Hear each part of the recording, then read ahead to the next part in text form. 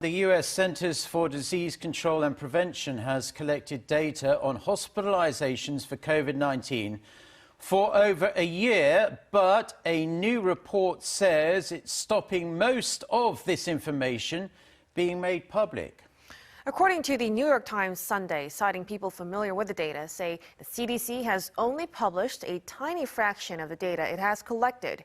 Some of it includes detailed, timely data on hospitalizations by age and race, which could help officials identify and help populations at highest risk. The report adds information on hospitalizations and deaths by age and vaccination status, would help inform whether healthy adults needed booster shots. The CDC is also said to have withheld information on wastewater analysis, which would spot emerging variants early.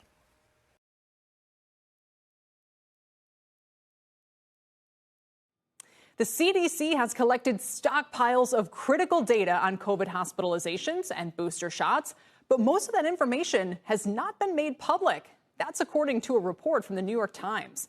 Specifically, the CDC has yet to publish its data on hospitalizations, broken down by age, race, and vaccination status. The agency also has not released information about the effectiveness of boosters in adults under 50.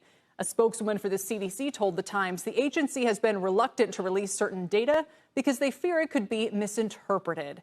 Dr. Nahid Badalian, now founding director at the Boston University Center for Emerging Infectious Diseases Policy and Research. She's also an NBC News medical contributor.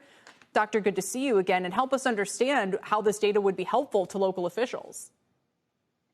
Yeah, Kelly, I think having timely data in a pandemic allows states, cities to make timely information and policy, right? To say which population is at risk, which population could use a booster more quickly, who should we target? But I think here the issue is twofold. One is that we have an underfunded and outdated public health data system, and a problem that was preceded the pandemic. And the pandemic has only exacerbated it because the CDC needs to take the slow-moving collection at the hospital levels, at the state level. Shalom, all praises to Yahweh Bashem Yahushai, and double honors to the apostles and the elders of Great Millstone, Bashem Rakah Kadash. My name is Yakalba from Plaintables Camp in Philly. Now, that ain't the problem. The problem is they need to release the data because it's probably going to make them look bad. All right, that's the problem. Let me let's let that play.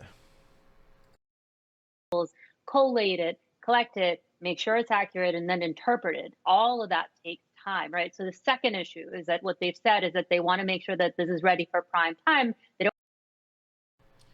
So how would it be interpreted bad or wrong? Misinterpreted. So that means what they're going to release is not as bad as they made it seem out. They made it seem to be, because if it was worse or the same, why wouldn't they want to release it? All right. If it was the same or worse, then they should just release it. But if it is not as severe as they've been saying, I could see they want to hold that information back. Given that there's so much misinformation before it's ready out there, so that it could potentially cause confusion. But if that's the case. Exactly. So the misinformation is not that it's really, really bad. That's not the misinformation. Remember, the misinformation is that it's not as bad. All right. That's what they've been, YouTube been, clipping videos because people have been saying it's not as bad, or it's the same as something else. That's why they've been clipping videos. So this is very telling information. Let's go back a little bit. Before it's ready out there, so that it could potentially cause confusion. But if that's the case, we're creating a void, right? And that data void actually makes the trust in the public health system fade even more. And what I would suggest. And there we go, right? So, we're doing research and questioning things because we're not getting all the answers. And then they're saying, oh, you're not allowed to say certain things because that'll make people not want to do something. Well, that's the whole point of having freedom of speech, is so you can question Well, one of the points. So you can question the information that you're getting. All right.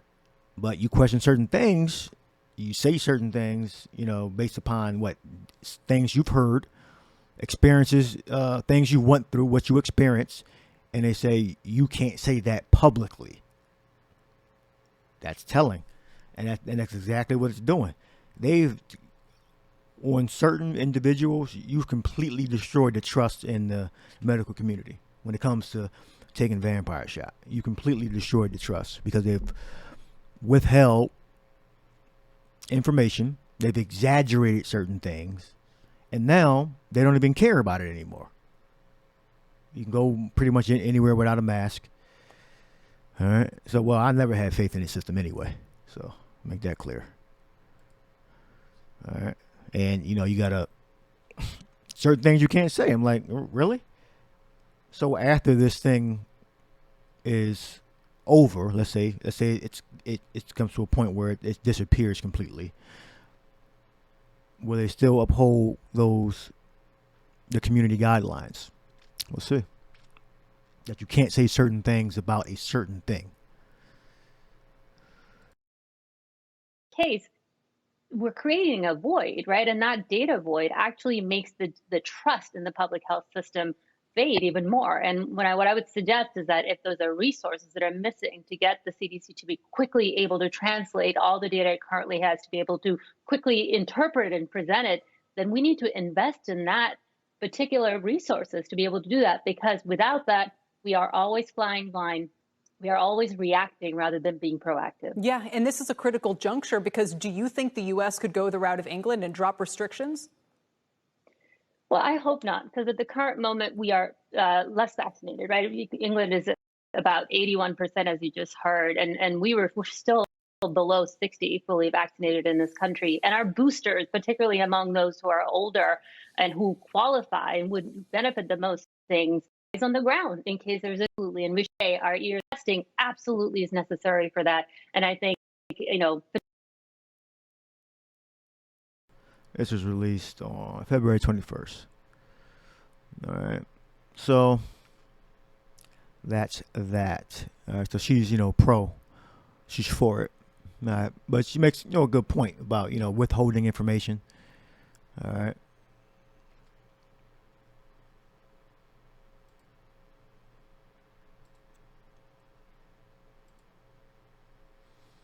This is Ecclesiasticus or Sirach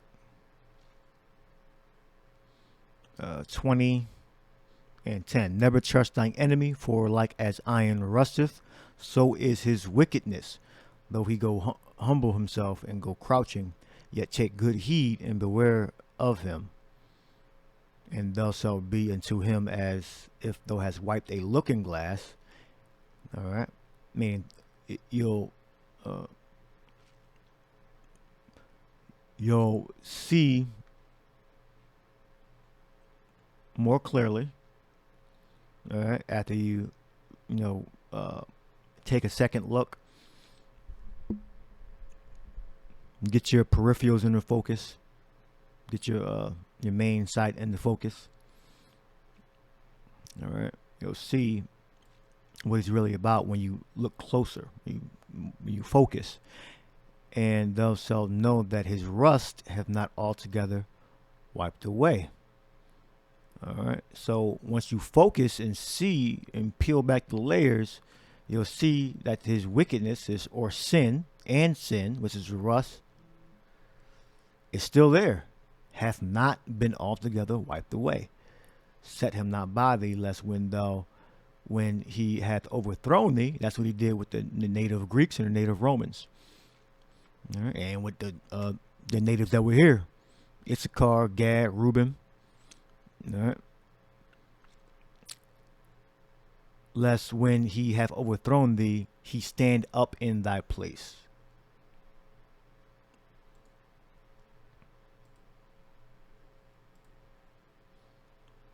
This is Job 13. All right. So Job's friends' knowledge was not perfect. All right. They had flaws in their speech. And this is what Job said about him. He said that I got as much knowledge as you, and I am not inferior unto you.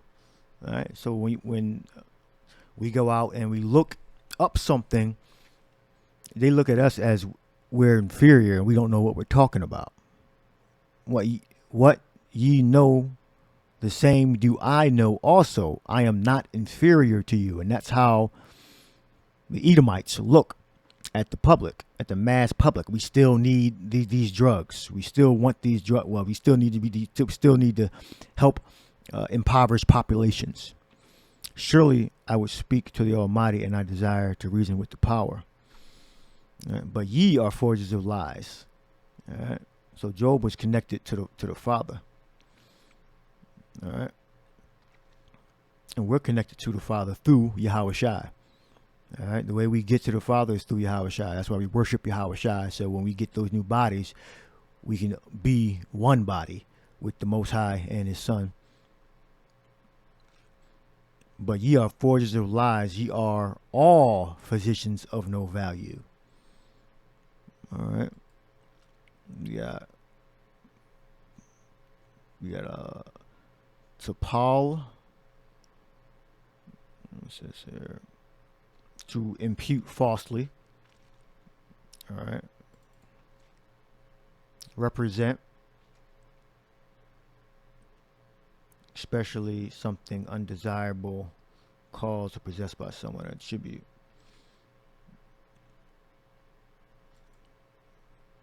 All right. That they know what the hell they're talking about. They represent that they know what the hell they're talking about. These doctors. Rapah is supposed to heal. All right.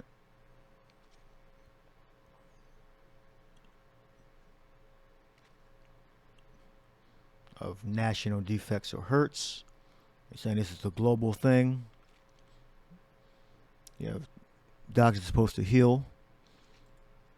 And we got al-yal or al-yal. This means no value. Physicians of no value, false gods, worthless, nothing. And kal, all.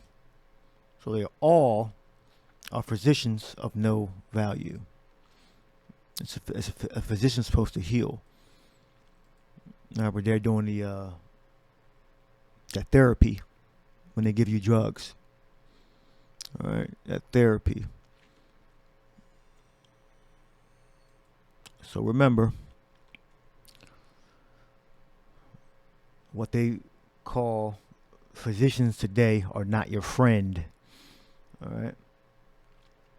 Shalom.